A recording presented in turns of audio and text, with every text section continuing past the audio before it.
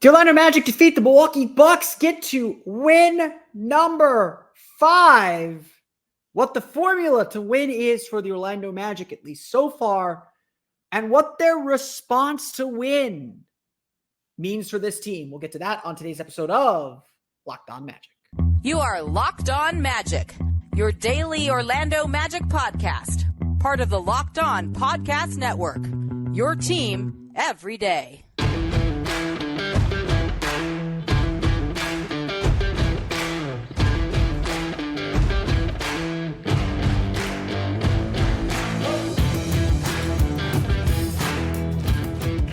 And you are indeed Locked On Magic. Today is November 13th, or it will be November 13th, 2023. My name is Philip Rossman-Reich. I'm the expert and site editor over at OrlandoMagicDaily.com. Of course, follow me on Twitter at PhilipRR_OMD. On today's episode of Locked On Magic, Orlando gets win number 5 with a big victory over the Milwaukee Bucks. What the formula for victory is for the Orlando Magic. We'll go over the early stats that foretell wins coming up on today's show. Plus, I'll talk a little bit about the maturity the Magic showed and what it means for the team moving forward. We'll get to all that coming up here in just a moment. But first, we want to thank you again for making Locked On Magic part of your day every day, no matter when you listen to us, whether it's first thing in the morning, whether it's right when we upload. We truly appreciate you making Locked On Magic part of your day every day. Remember, there's a great Locked On podcast covering every single team in the NBA. Search for Locked On and the team you're looking for. The Locked On Podcast Network. It's your team every day. This episode of Locked On Magic is brought to you by PrizePicks, the easiest and most exciting way to play daily fantasy sports. Go to prizepicks.com/LockedOnNBA and use code all lowercase LockedOnNBA for a first deposit match of up to $100. We've had some time to sit and think about the Orlando Magic's really fun and exciting 112-97 victory over the Milwaukee Bucks. I will sit here and say I have been kind of banging this drum and talking about it. The Magic really have not had a marquee win yet this season. And even by this standard, the Magic had not beaten a team in the top 10 in offensive rating all season long. They've had a couple opportunities, and their worst losses came against these top offensive teams. And it was really just a test of their defense. The Magic were able to get a 1-point loss to the Atlanta Hawks, which was their best showing in these games, but still a loss. And granted, a loss where they played very good defense in the second half, not so much in the first half. A lot of things about the Mexico City game are just weird that I don't take necessarily as gospel. We'll get to some of that. We'll get to some of the response to that here in a minute. But this game against the Milwaukee Bucks was as dominant as they come. I don't want to sit here and say the Magic played perfectly. They did not. They made a lot of mistakes. They still put themselves in a little bit of a precarious position. For all those concerned about the Magic's second half struggles, they were there. But unlike previous games, Orlando really held firm. And in fact, Orlando didn't even do all the things that they typically have to do to win. I mean, yes, Giannis still got his 35 points. The Magic, I thought, did as well as they could against him. But Orlando still did a lot of things it has to do to win. And I always want to kind of bring things back to this notion. I've sat here really for the last maybe 2 or 3 seasons. Really, this was a Steve Clifford idea, so I will give him the credit. He always used to say, there are like 4 or 5 things we have to do to win. And we have to do most of those things in order to play at our highest level. And I have internalized that into how I think about the game and how I think about teams. There are, teams like the Magic, there are probably 5 or 6 things they have to do to win games. And if they do 3 or 4 of them or 4 or 5 of them, they're probably going to win. How good you are to really... If you're a better team, you don't have to do all those things. Like I always remember watching the 2009 and the 2010 Magic and saying, man, the Magic did not play well, but they found a way to win. The good teams, the really good teams, don't have to play their best and win. A team like the Magic, they still have to play pretty good if they want to win. But what I think we're discovering about this team, and I think what's making this team really special and interesting, is that margin for error is a little bit wider. I don't want to say it's completely wide open. I don't want to say that they could do anything, that they could play really poorly and still win. I don't think that's the case. But this Magic team, I think, does have the ability to not do all the things, to not check off all the boxes, to say, okay, we got 4 things we got to do. We did 3 of them well, and that gave us a chance to win. And honestly, looking at this game against the Bucks, that's what I saw. Now, I mean, look, Milwaukee's still a very good team. I know Damian Lillard sat out. Giannis is carrying a very heavy load right now. He's doing everything he can. But the Magic still found ways to put their stamp on the game. In fact, Milwaukee was shooting like 50% from the floor for most of the game, and yet Orlando was firmly in control. So what are these key markers? What are these markers that suggest the Magic are winning games, or things the Magic need to do to win games? Now, defense is obviously a huge part of it, and Jamal Mosley has made defending the paint a big piece of the puzzle. Is what the Magic were really good at last year. They've been really good at it this year. They're really good at scoring in the paint. Typically, if you look at the points in the paint total at the bottom of your official box score, the Magic have to be winning that. I say this, of course, the Magic lost points in the paint 50-40 to the Bucks. Making some shots sure does help. And Milwaukee missed a ton of threes. But this is also part of the equation. The Magic being a complete defensive team is part of what they're trying to do. After giving up the second most three-pointers in the league last year, Orlando has suddenly become a very good three-point shooting team. Milwaukee made only 9 of 29 three-pointers. Or the Magic have suddenly become a very good team at limiting three-point attempts. Orlando's giving up only 32.8 attempts per game. That is the 7th fewest in the league. Opponents shoot 34.6% against them, which is about middle of the pack for the league. But because they're shooting so many fewer, that doesn't hurt them as much. Last year, the issue was the Magic gave up a ton of threes. And while teams didn't shoot a great percentage against them, because they're shooting so many more threes, they're getting more threes, and that makes the three-point math difficult. Again, I have to just continue to say this. The Magic's defensive effort on Saturday night was fantastic. Orlando gave up only 97 points per 100 possessions. It was the first time all season the Bucks were held under 100 points. The Bucks still shot 49.4% from the floor. Giannis still got 35 points, still only missed 7 shots. The rest of the Bucks shot 41.8%. Orlando did their work. And everything obviously starts defensively for them. So what helps make up the difference for the Magic on offense? That's a good question. Orlando does 2 things offensively at an elite level that are usually key markers for winning. One, they get to the foul line. They're second in the league. They're at least entering Saturday. They were second in the league in free throw rate. They got to the line a ton. They got to the line a ton in this game. Just so much. And unlike Thursday against Atlanta, where they missed 10 free throws, they didn't miss. It's still a concern, and Milwaukee missed free throws, which is one of the reasons why Milwaukee fell out of the game, because Milwaukee is actually first in the league in getting to the free throw line. Orlando did a good job getting to the line, converting, and putting that pressure on the rim and pressure on defense. Orlando's not a three-point shooting team. They're not going to take a lot of threes. They are taking more threes this year. They're taking more higher quality threes this year, but they're not trying to take a ton of threes. Their job is get to the line, force your defense to collapse, force you to make mistakes, and put pressure on you that way.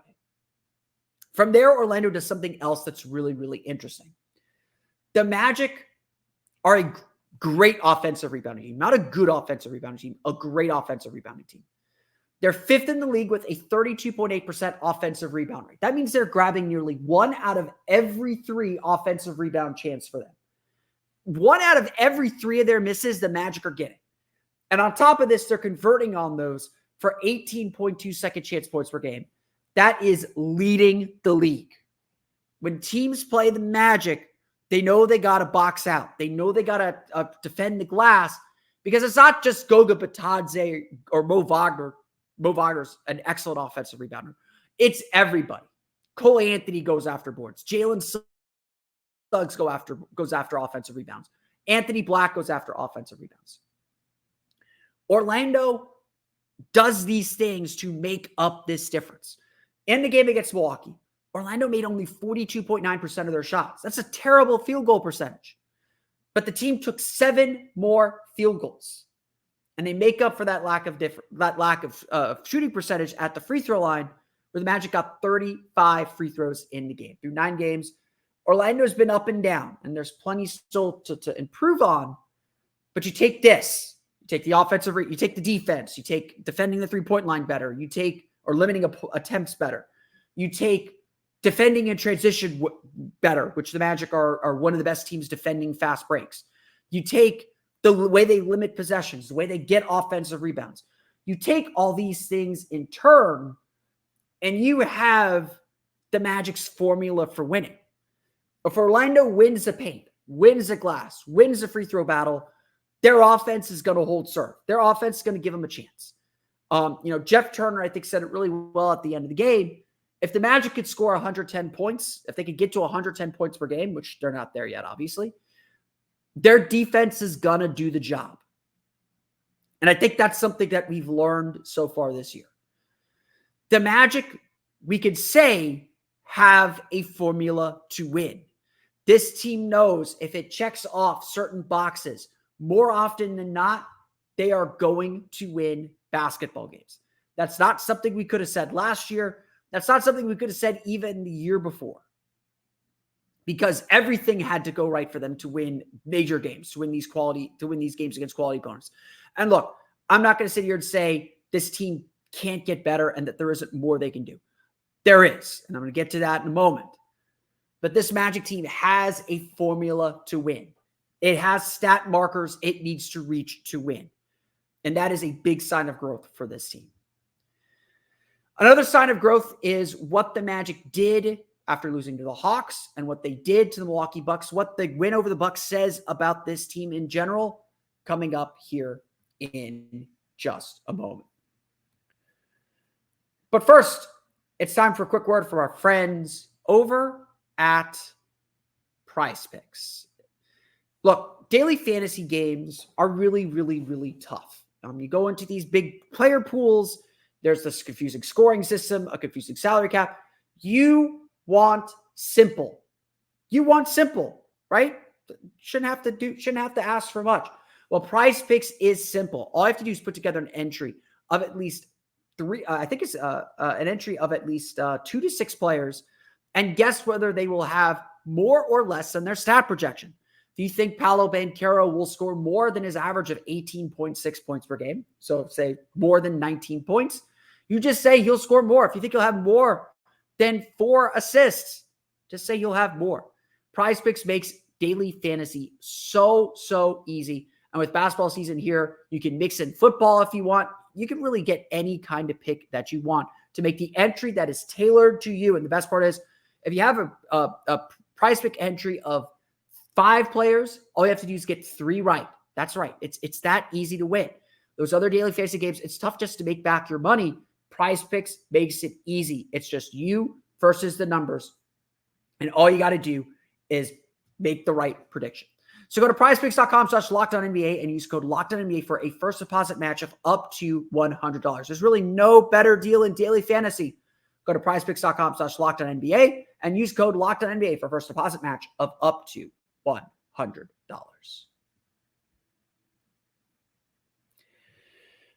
Paolo Banchero, by the way, happy birthday, Paolo. Hope you enjoyed your 21st birthday. Not too much. We're still in season, my man. So don't, I know it's a big day to celebrate, but we got a big game to get ready for on Tuesday at the in-season tournament. But Paolo Banchero said something that both in the post-game interview with Dante Marcatelli on Valley Sports Florida, as well as in the press conference after the game, about the team's mindset entering Saturday night. No one wanted to say this was a must-win, and look, it kind of was for the Magic to preserve a 2-2 homestand, to go 2-1 at the Amway Center, kind of keep a winning record on the home floor.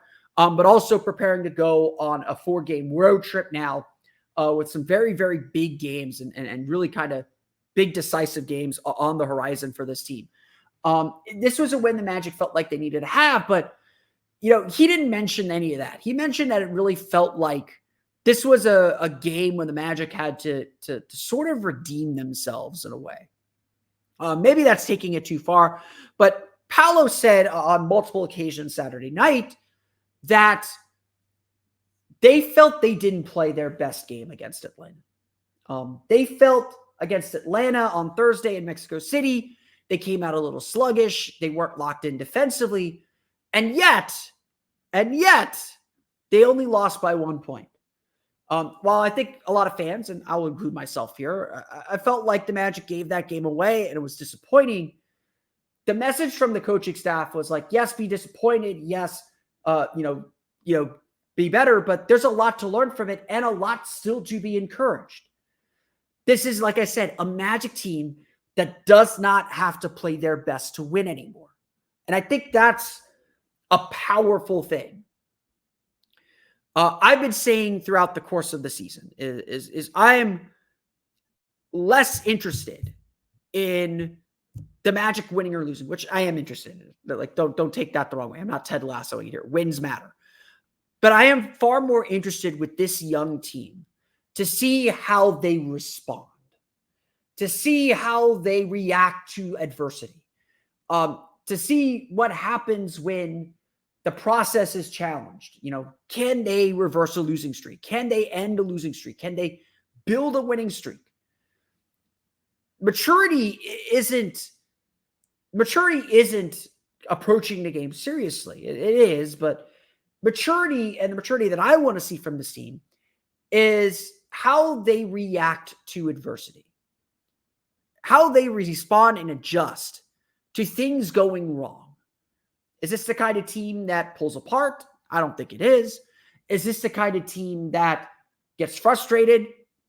We've seen that a few times.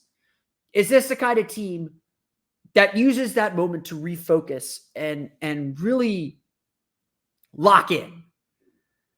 And I think we are still figuring that part out about this group. No doubt about it. We are still determining, how this team reacts to that. And so Saturday against a good Milwaukee Bucks team, they did not have a good game. I think you could go listen to our friends at Locked On Bucks to hear their take on the game. They'll probably say the Bucks did not play a good game, that the Bucks, were the Bucks. I don't know what they're saying. The Bucks didn't make shots. They struggled with the Magic's defense. I don't know exactly what their take is, but they would probably tell you, the Magic won. There were problems with Milwaukee. But I do think this is also about the Magic and how they're maturing. We talked a lot after Thursday's game against the Hawks about the team struggling. The team struggling in the clutch. And there's a lot of maturity that's going to come there. But what we're seeing is that this is a team that is confident that it can win.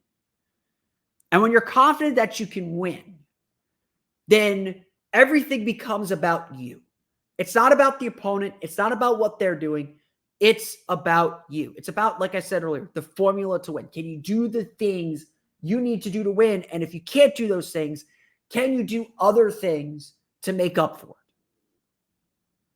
it? That's one of the things we're seeing growing about this season. The Magic have responded to loss as well. Yes, they lost to the Clippers. The way they lost to the Mavericks was frustrating. But the Magic have generally taken losses, learned from them, and come out better the next game. Come out understanding what they had to fix and what they have to do to take their next step. That is part of this growth process. And honestly, we could talk about so many things from the Magic's win over the Bucks. That was the most impressive thing. Paolo and some of the new guys were shocked to learn that the Magic had lost 14 straight to Milwaukee. Orlando had not won a game over the Bucks in the regular season since the Jonathan Simmons game. They'd obviously beaten the Bucks in the bubble during the playoffs, but Milwaukee's been a tough matchup and have had their number. And look, I even doubted it. I thought Orlando, Milwaukee was kind of sitting here after the game on Thursday in Indianapolis. I thought Orlando coming back from Mexico City, they didn't travel till Friday, which maybe helped with rest, maybe didn't. Milwaukee certainly coming off a loss. You don't expect Milwaukee to be a team that loses 2 games in a row very often. It was definitely not a scenario that was set up for the Magic to win. And yet Orlando really, they didn't dominate from wire to wire, but they took care of their business for most of the game. Second quarter, they took the lead by 16, 17 points, and Milwaukee never got it closer than 11 in the second half. Unlike the game against Dallas and unlike other games when Milwaukee did make a run, and look, Giannis did his darndest, did everything he could to drag Milwaukee back into that game. Every time that happened, Orlando had an answer. They had a play. They had a shot. They had a stop. They had ability to get to the foul line, especially to make sure they controlled that game and got to the finish line. It was an impressive effort from Orlando. And more importantly, it was impressive to see that they took the lessons from a disappointing loss, a loss that I think for younger teams might have affected them moving forward. You always joke, you don't want a team to beat you twice. When you lose a close game, sometimes the feeling of that loss lingers and it gets you twice. You see it a lot in college football, especially. You don't want that team to beat you twice. And this Magic team so far, they haven't had a full game dud yet. They looked bad against Atlanta in the first half, and they came back and made that a game and should have won it. Against the Mavericks, they had that dud in the second half, but it wasn't for lack of effort. They got frustrated. They let go of the rope. They admitted that. Maybe it affected them in the first half against Atlanta, but they rallied and came back and gave themselves a chance. And that's, to me, the defining characteristic of this team so far. They're going to fight. They're going to give themselves a chance, and they've proven to us already they're good enough to win a lot of these games. We'll go through the final box score, talk a little bit more about the Magic's win over the Bucks since I didn't do a post-game show. We'll get to that coming up here in just a moment. But first, a quick word from our friends over at Jase Medical. Look, we spend a lot of time talking together, about 30 minutes every day, talk about the Orlando Magic. We get fired up together on wins and losses, who starts, who sits, all the minutia about the team. I love the minutia. And I'm thankful for that connection. But today I want to talk about something a little more personal. If you need medications, if you need really almost any type of medication, and you need to make sure that you have a supply of them ready just in case, Jase Medical is the place you need to go. Whether it's bringing on extended travel, the next natural disaster, or supply chain issue, you are covered with Jase Medical. You don't have to worry about whether or not you could refill your generics for tons of prescription medication because of Jase Medical. Go online right now at jasemedical.com to receive your 12-month supply on your daily medication. Remember to use promo code LOCKEDON at checkout for a discount as well. A verified customer had this to say about Jase, quote, "I am thankful for the service. Supply chain issues caused me to cut pills in half to have them. I ordered most of my daily meds with a year's supply. I also ordered an antibiotic kit. I feel secure now. Prices are lower than local pharmacies. I highly recommend this for everyone," end quote. If you or someone you love would get some peace of mind by having a year's supply of any daily medication, go to jasemedical.com to see if it's offered for you. Remember to use promo code LOCKEDON for $20 off your purchase.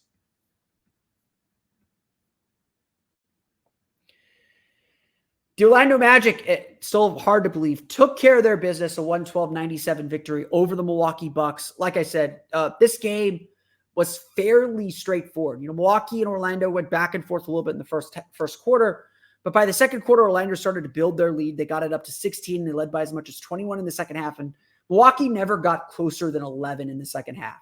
That is as close to domination as you can get. And I will leave it up to Locked On Bucks to analyze what's wrong with the Bucks. Certainly their three-point shooting was off. They made 9 of 29 three-pointers.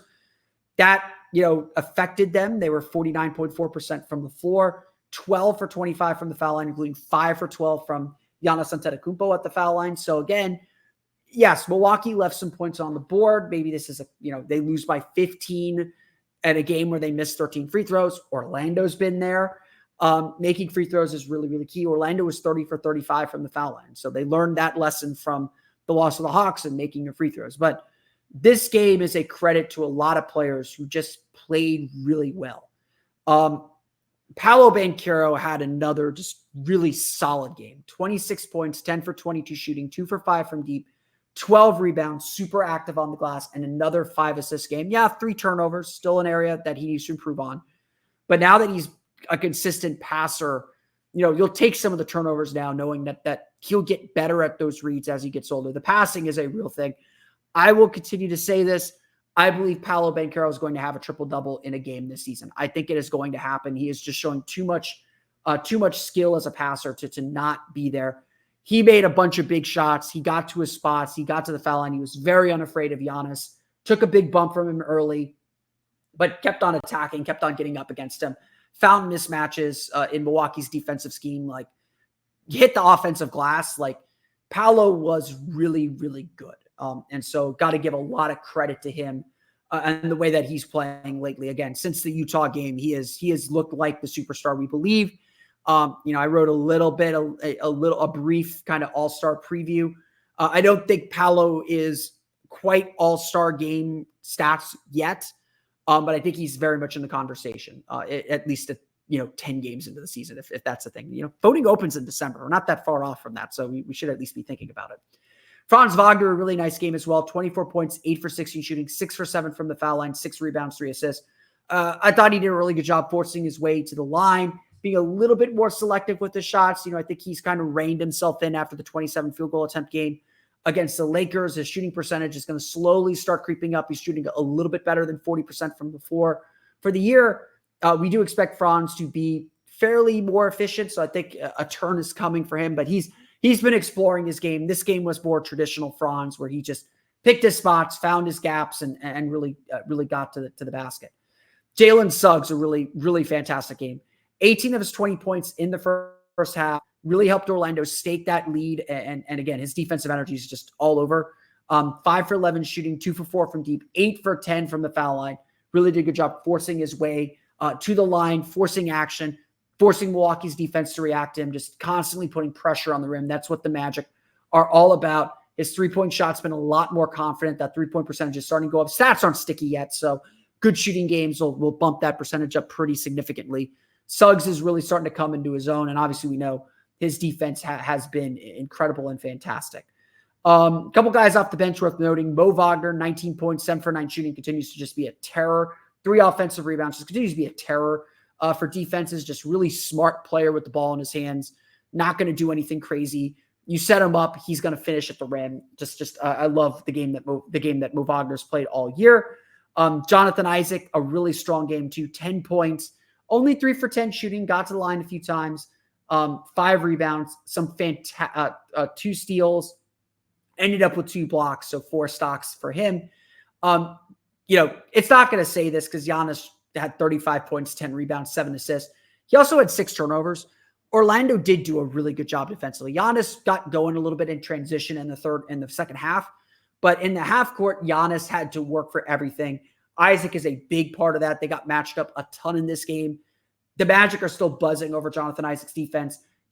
I think personally, he is still getting his feet under him. It is still taking him a little while to kind of get comfortable and fully into the flow of things, but he's also just been, it's coming more defensively than offensively. Like, he's still shooting a little too much for his skill level right now, but I think he needs to shoot to get the rust off. But his defense is as good as it's always been. It's getting there, and he's super valuable. For the second straight game, they did this against Atlanta. They did it against Milwaukee. Orlando finished with Jonathan Isaac at center. I know Magic fans have been asking, can Jonathan Isaac play some backup center? And I've been skeptical of it because of just the comfort level of it, especially against bigger centers. But with Brook Lopez out of the game, Orlando went to him, and again, just they wanted him matched up with Giannis. Isaac's playing some solid basketball. Again, just playing within his role. Also got to give shout out to Joe Ingles. I know he only made one of five shots, 1 of 4 from 3-point line, only had 5 points, but another 5 assist game for Joe Ingles. I know I've said this on repeat every time we talk about Joe Ingles. I just want to make sure everyone understands this. Yes, Joe Ingles needs to get the 3-point shooting going. That is a big reason why the Magic brought him in here. That the passing is also why they brought him in here. The fact that he is moving the ball really well, he is orchestrating the offense. He's essentially the point guard of that second unit. He's been fantastic. If you're watching games, you will see him often pop up off the bench, talk to Jamal Mosley, talk to players. He is an extra coach on the floor.